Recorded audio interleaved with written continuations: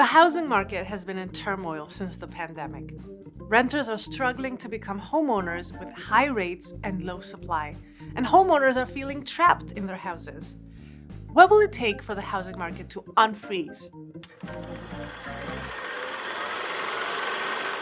How did the market freeze in the first place? In 2020, Americans were met with many challenges, but also opportunities like remote work and historically low mortgage rates. This pushed many renters to buy, and we saw demand for homes skyrocket. It didn't take long for supply to drop, and as a result, home prices surged in the competitive market.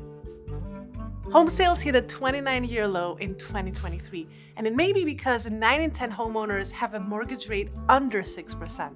With now higher rates and inflated home prices, what's the incentive to sell? Even homeowners that want to sell feel locked into their current home, unable to beat a 3% mortgage rate on top of inflated home prices and few opportunities. The Fed has signaled lower rates in the future, but it will be a long time before we see them at 3%, if ever.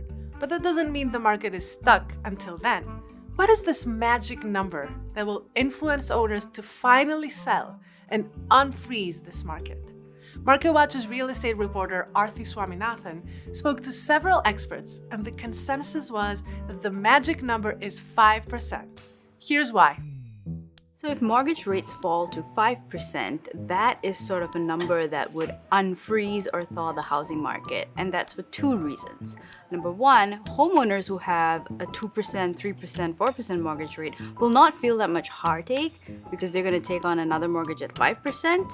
And at the same time, you will have more homes being listed, which means that you will have less competition if you're buying a house, and that will push prices down. With rates near 8% at the end of 2023, how much longer will we have to wait until we hit that magic number, or even come close?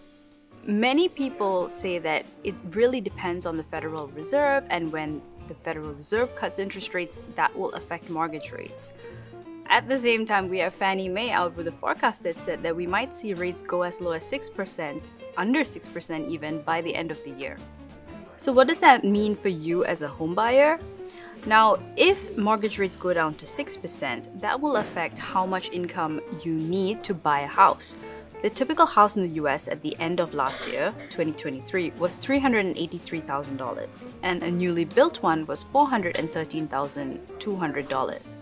Now, using the general rule of thumb in personal finance, you don't want to spend more than 30% of your gross income on housing costs.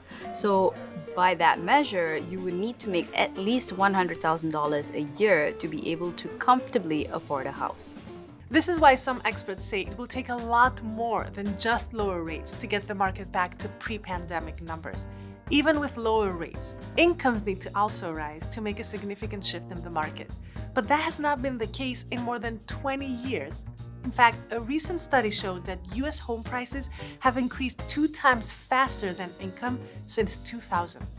Nobody has a crystal ball that will tell you when is the right time to buy or sell a home, but keeping an eye on the Fed and interest rates may be as close as we can get. And if you want more content like this from MarketWatch and the Explainomics playlist, please subscribe and keep checking back for new videos. We'll see you next time.